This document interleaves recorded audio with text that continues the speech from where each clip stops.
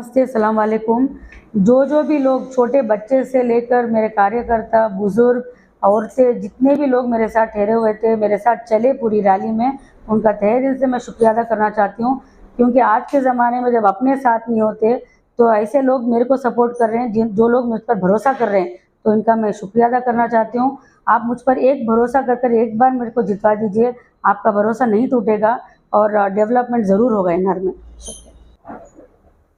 जी नमस्ते। नमस्ते, अस्सलाम वालेकुम। मैडम, कल जो रोड शो हुआ आपका उम्मीदों से बढ़कर होगा जी। इनार हल्के में आम आदमी पार्टी को लेकर जो बातें होती थी, कल एक तरह से साफ हो गया कि आपके साथ लोग जुड़ चुके हैं। जी। और संजय सिंह को जब मैंने आपको लेकर सवाल किया तो उन्होंने कहा कि मैं बहुत सेटिस्फाइड हूँ और ऐसे कैंडिडेट सामने आने चाहिए। जी। तो आपको क्या लगा मैडम कल के रोड शो से? नहीं, सबसे पहले सारे स्टेट लीडर्स, डिस्ट्रिक्ट लीडर्स, कार्यकर्ता, सपोर्टर्स और जितने भी लोग हमारे साथ जुड़े थे, इवन द पब्लिक रोड पर, उनका बहुत मैं तहे दिल से शुक्रिया अदा करना चाहती हूँ। क्योंकि लोगों से ये पार्टी है, लोगों के लिए पार्टी, आम आदमी पार्टी, तो उनके बिना ये rally wouldn't have been a success. So बहुत खुशी हो रही है इतने लोगों को देखकर। एंड मे बी रमज़ान और रामनवमी दोनों थे, तो लोग थोड़ा बिजी भी थे, ना तो और ज़्यादा लोग जमने का था अपने पास। और ये पेड वॉलंटियर्स भी नहीं है, हमारे खुद के वॉलंटियर्स हैं ये, तो बहुत खुशी हुआ। सो ऐसे और रैली ज़रूर होंगे, केजरीवाल जी भी आएंगे आने वाले दिनों में।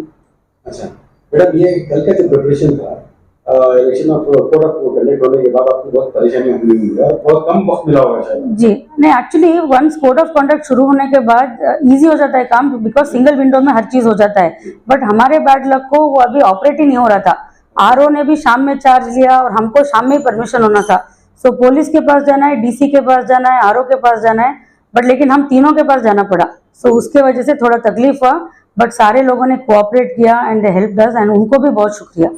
मैडम, कल संजय सिंह जी ने सिर्फ आपकी तारीफ की बल्कि आपके वालिद के बारे में भी कहा कि वो आईएएस ऑफिसर है, और ये आप जो फैमिली से बिलोंग करते हैं वो कहीं ना कहीं एक उम्मीद जाहिर कर रहे हैं कि पढ़ी लिखी औरत आने से कुछ ना कुछ तब्दीली आएगी। जी, तो आप क्या कहेंगे? सबसे पहले औरत आने से बहुत तब्दीली आएगी, उसके बाद पढ़ी लिखी औरत से और ज्यादा होगा। और हमारे फैमिली जनरेशन, मेरे दादा भी पुलिस में थे, फादर भी थे, हम लोग फैमिली से, पूरी फैमिली हम लोग लोगों के सेवा में बिताए हैं। तो इस वजह से मेरे को भी भगवान से मौका मिला है कि लोगों की सेवा में जाने के लिए।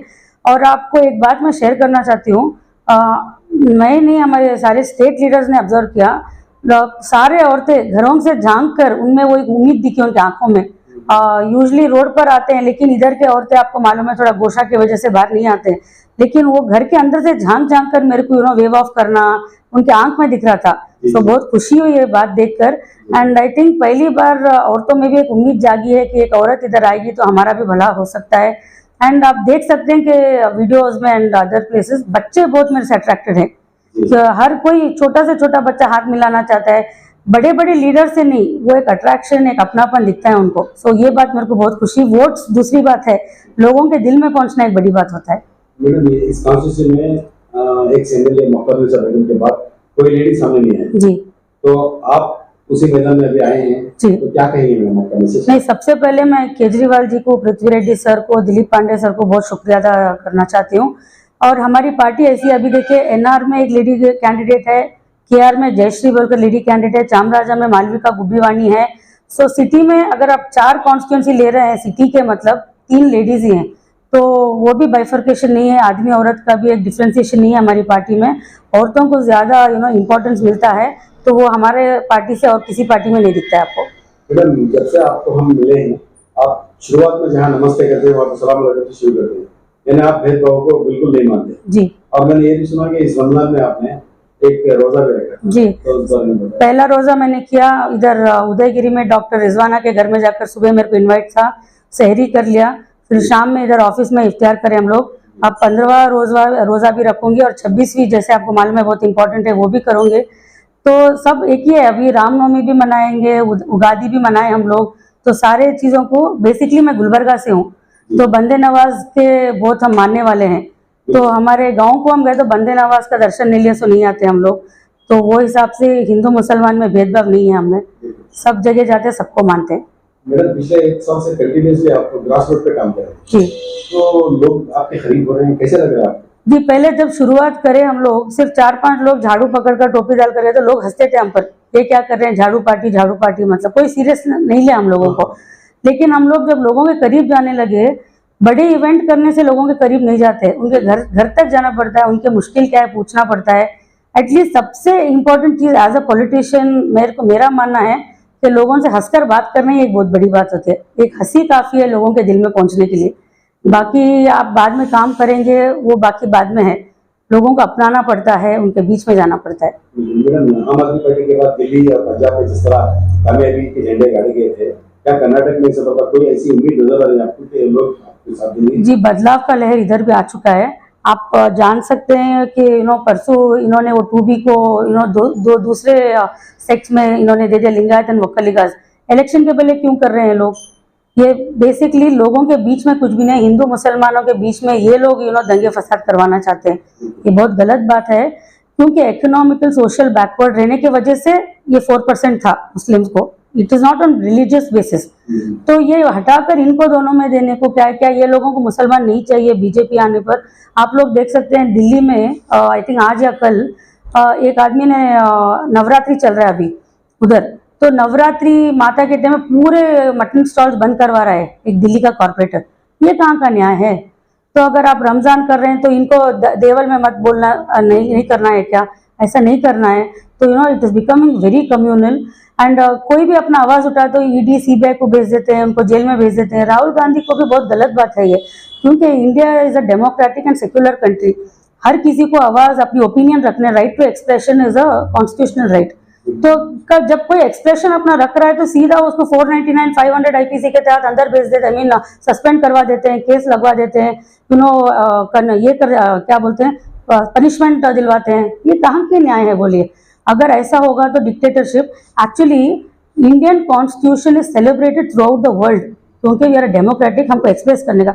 अगर ये चीज़ ऐसा करते जाएंगे तो we will be look down on. Indians को कहाँ वर्ल्ड में कहाँ जगह मिलेगा? तो ऐसा नहीं करना है ये लोग, एंड सारे लोगों को एक लेकर चलना है। It is very very bad. अगर ये कंटिन्यू, अगर बीजेपी के हाथ में फिर हुकूमत आ जाएगी, अगर अल्लाह ना करे एनआर में बीजेपी आ जाएगी तो बहुत तकलीफ होगी। तो इस बार मेरा मानना है, ये तो कम्युनल पार्टी है, एक पार्टी तो खुद हमारे जो एक लीडर है यहाँ प्रेजेंट एमएलए, ये बोल रहे हैं कि मुझे तबीयत अच्छी नहीं है। आप देखे होंगे रिसेंटली क्या हुआ, तो उनको भी हम रेस्पेक्ट करते हैं। अगर वो नहीं चाहते हैं तो ठीक है, अगर आप फिर उनको वोट डालेंगे तो फिर काम नहीं करेंगे। कल वो अगर आप जाकर पूछेंगे तो बोलेंगे, अरे भैया मैंने पहले बताया था, मेरी तबीयत अच्छी नहीं है, मुझे करना नहीं, आपने क्यों वोट डाला? क्यों चाहिए ऐसा? अच्छे एक पार्टी को, एक अच्छे लीडर को जो काम करना चाहता है उसको लाएंगे पावर में, एनआर को डेवलप करेंगे, अच्छे स्कूल, हॉस्पिटल, सबसे इम्पोर्टेंट एक हेरिगे आस्पत्रि चाहिए हमारे को। मैंने खुद देखा है शांति नगर से कितने प्रेग्नेंट वुमन जाते रहते हैं, उनको जगह नहीं है। और दूसरी बात है, पशु हॉस्पिटल जो बड़ा मकान के पास है उसको डेवलप कीजिए। ये जानवरों को जुबान नहीं होता है, ये कहाँ जाना है? तो ये सब करना है। अभी मैं आने के टाइम में इधर एक वार्ड 32 से, गौसिया नगर से एक आदमी ने फ़ोन किया। उन्होंने, मैडम हम लोग कांग्रेस के हैं लेकिन तंग आ चुके हैं, आज तक एमएलए ने हमारे वार्ड में पैर नहीं रखा है। एमएलए का काम नहीं होता है कि सिर्फ मेन रोड जाना, गली में भी जाना है, देखना है क्या हो रहा है, ये सब करना। और दूसरे पार्टीज है जो सिर्फ कौम क्या है? इंसानियत सबसे बड़ी कौम है। काम करने का जज्बा जो रखता है पॉलिटिकली, उसको आगे आना चाहिए। कौम के नाम पर कोई वोट नहीं मांगना चाहिए। तो मैं आपके थ्रू सबको रिक्वेस्ट करती हूँ, वोट कीजिए ज़रूर, स्पेशली यूथ, क्योंकि यूथ में समझने की ज़्यादा शक्ति है। And thank you very much कि 49% ये बार यूथ ज़्यादा वोट करने वाले हैं इलेक्शन कमीशन के हिसाब से। तो जब यूथ वोट करेंगे तो एक बदलाव ज़रूर आएगा। बुजुर्ग भी अच्छे हॉस्पिटल्स के लिए तो वोट करना ही है, तो देखेंगे जनता है क्या करेगी। संजय सिंह जी ने वॉशिंग पाउडर निर्माण को लेकर एक बहुत अच्छी बात कही कि बीजेपी पार्टी ऐसी बन चुकी है जी कि भारतीय जनता पार्टी में भारतीय वॉशिंग पाउडर जी। तो क्या आप भी यही मानेंगे कि जी जरूर? आप देखिए, लोग हैं यहाँ पे आके जरूर। अब देखिए 8 करोड़ किसी के घर में मिलता है, उसको बेल भी मिलता है, वो पूरा बैंड बाजे के साथ घर को आता है। मनीष सिसोदिया ने, जिसने स्कूल्स को अच्छा बनाया, इनको क्या किए? जेल में डाल दिए। आज फिर दिल्ली कोर्ट में रिजेक्ट हो गया है बेल। तो हॉस्पिटल्स जिन्होंने बनाया उनको अंदर डाल दिए। तो अभी फिर ऐसा राहुल गांधी को सस्पेंड कर दिए। तो क्या अदानी को तो जैसे कल हमारे सर बोले, जमीन आसमान पानी हर चीज उनको दे दिए। अभी हमारा सांस भी दे देंगे शायद ये लोग छोड़ेंगे तो। तो फिर कल क्या होगा? ये लोग ऐसे ही फिरते। LIC से कितना पैसा उठा कर दिए, SBI से चले गए पैसे, एयरपोर्ट्स भी चले। हाँ एयरपोर्ट चले गए।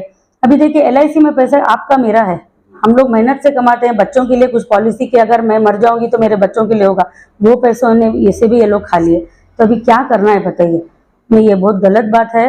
एंड आवाज उठाने की पार्टी को ये लोग दबाएंगे जरूर, आम आदमी में हमको भी कुछ इशू करेंगे, लेकिन हम लोग डरने वालों में नहीं है, क्योंकि हम भ्रष्ट ही नहीं है। हमको किस बात से डर है बताइए? कुछ भी आकर छान लीजिए, हमारे को किसी बात का डर नहीं है। क्लीन है डेफिनेटली। आखिरी सवाल, केजरीवाल जी का जो मोहल्ला क्लिनिक था जी। या जिस तरह का डेवलपमेंट है, क्या यहाँ पे कांग्रेस का जो गारंटी कार्ड है क्या वो कॉपी की गई है, क्या है वो मॉडल की जी देखिए, कांग्रेस का गारंटी कार्ड सच्चा ही नहीं है, झूठा कार्ड है वो। क्योंकि हमारा मानना ये है कि आप जहां एग्जिस्टिंग ऑलरेडी पावर में है ना, वहां इंप्लीमेंट कर दीजिए। इलेक्शन के टाइम में इधर गिमिक मत करिए। हम लोग दिल्ली में कर पंजाब में भी कर चुके हैं। हम लोग अभी 300 units and employment and 300 rupees for unemployed and MSP and waiver of farmer, जो हम यहाँ बोल रहे हैं वो दिल्ली पंजाब में हो रहा है। तो हम कांग्रेस को वही बोलते हैं, ये सिर्फ कार्ड देने से बात नहीं है, कल पावर में आने के बाद नहीं देखेंगे करेंगे। और दूसरी बात, जो भी हम लोग दे रहे हैं या ये देंगे, ये सब आपका टैक्स का पैसा है, आपका टैक्स के पैसे से आपको देना है। तो अगर इतने साल नहीं कर सके तो अभी क्या करेंगे? ये लोग भी सिर्फ झूठे बात करते हैं। ये JCB, SDPI, इंडिपेंडेंट, किसी को भी भरोसा मत कीजिए। अच्छी पार्टी आम आदमी पार्टी आपके घर तक है, इसको सपोर्ट कीजिए। अच्छा, बस एक आखिरी सवाल है, आप पर भरोसा करें तो क्यों करें, एक बता दीजिए, आपके अपने बारे में बता दीजिए। जी देखिए, मैं तो फर्स्ट ऑफ ऑल मेरे को कुछ भी ये नहीं है कि ऐसा इतना पैसा कमाना है या ये करना है। एक दूसरी बात, नॉलेजेबल हूँ। अभी आप एक लीगल जो भी है उसके थ्रू ही हम जाएंगे, इलीगल काम करने में हम विश्वास नहीं रखते हैं। एंड दूसरी बात, एक औरत ही औरत को समझ सकती है। हर एक घर चलाना एक औरत का जिम्मा होता है। अगर आदमी भी अगर घर में सुकून से खाकर और अच्छी नींद करना है तो वो औरत के हाथ में होता है। तो ये अगर औरत खुश है तो आदमी भी खुश है, बच्चे भी खुश हैं। तो इस वजह से एक औरत होने की वजह से मैं औरतों को भी समझूंगी। तो NR भी अच्छा करूंगी, अच्छे स्कूल हॉस्पिटल्स तो जरूर बनाऊंगी। देखिए, ये जो हम लोग गारंटीज दे रहे हैं 300 यूनिट्स एंड वगैरह वगैरह, वो गवर्नमेंट आएगा तो कर सकते हैं, वो सबको मालूम है। लेकिन NR में स्कूल्स और हॉस्पिटल्स बनाने की जिम्मेदारी मेरी है। मैं आपके थ्रू प्रॉमिस करती हूँ, अगर मैं MLA बनती हूँ तो यहाँ के स्कूल्स में स्विमिंग पूल जरूर होगा, गवर्नमेंट स्कूल्स में, और हॉस्पिटल्स भी मल्टीनेशनल, और मोहल्ला क्लिनिक भी बनाऊंगी। ये मेरी जिम्मेदारी है, मेरी गारंटी है। Thank you. शुक्रिया।